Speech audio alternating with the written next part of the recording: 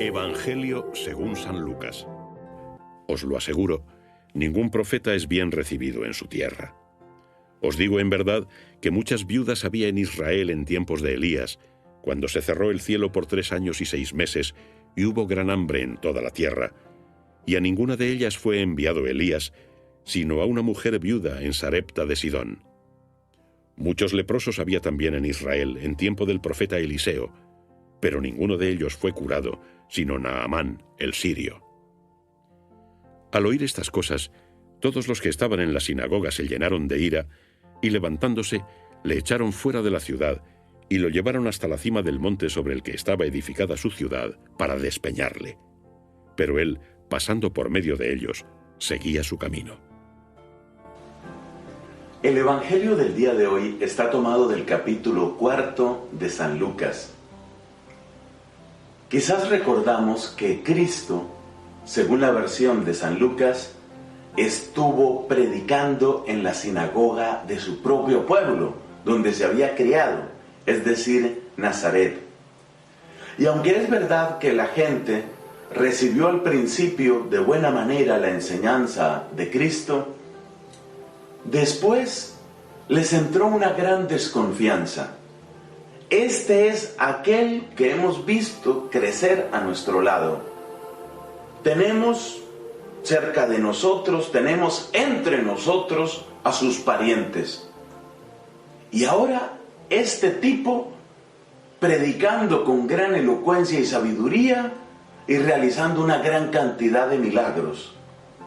De manera que a los paisanos de Cristo se les fue entrando un gran escepticismo.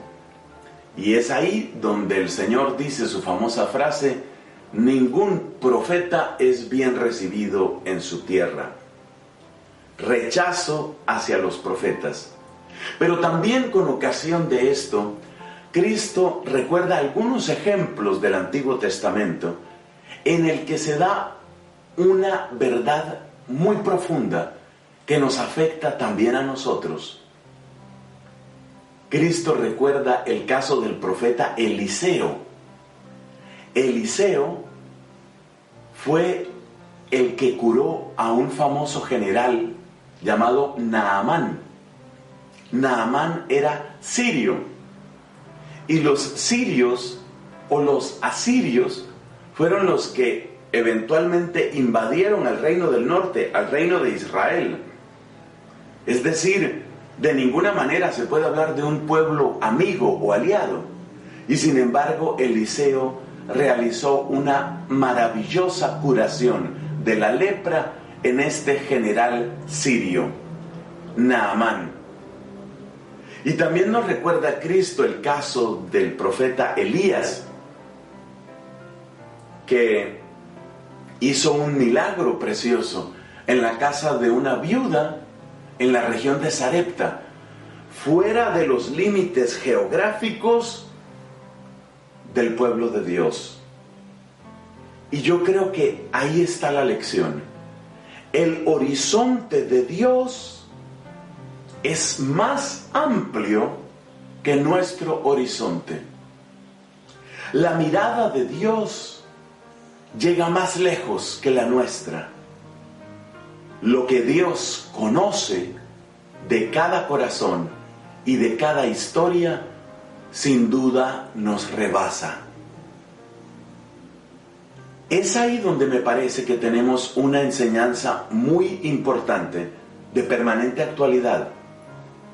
Porque hay en el ser humano, lo mismo que en aquella gente de Nazaret, hay la tendencia a encerrarnos en nuestro grupo. Yo, por ejemplo, vengo de una experiencia eclesial muy hermosa que fue definitiva en los orígenes de mi vocación religiosa y sacerdotal. Estoy hablando de la renovación carismática católica. Pero resulta que yo recuerdo bien algunos muy cercanos a la renovación carismática que decían: bueno, tocará ir a la misa, oye el verbo, tocará ir a la misa del padre tal. No es renovado, pero bueno, es la única misa a la que puedo ir. Ya con ese lenguaje que yo escuché, lenguaje propio de algunos carismáticos, parecía decirse, no es totalmente bueno, no es lo mejor, pero tocará ir ahí. Ya está la tendencia a cerrarnos únicamente entre nosotros los que tenemos la experiencia carismática. Lo mismo les puede pasar a los neocatecumenales. Pueden encerrarse en su experiencia neocatecumenal y el que no haya hecho las catequesis del camino neocatecumenal no sabe nada. Otros dirán, el que no haya hecho el cursillo de cristiandad no ve la vida de colores. Y otros dirán, el que no haya hecho el retiro de Emaús no ha tenido un encuentro con el Dios vivo y con su misericordia. Y así fácilmente podemos encerrarnos.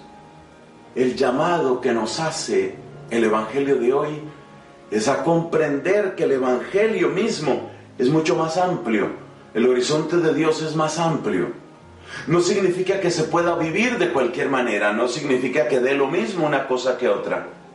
Solamente significa que es bueno que recuerdes que los planes, la creatividad, la misericordia, la bondad de Dios van bastante más lejos de lo que a veces pensamos o incluso deseamos. Fiémonos pues de esa misericordia y dejemos que Dios ensanche nuestro horizonte con su sabiduría.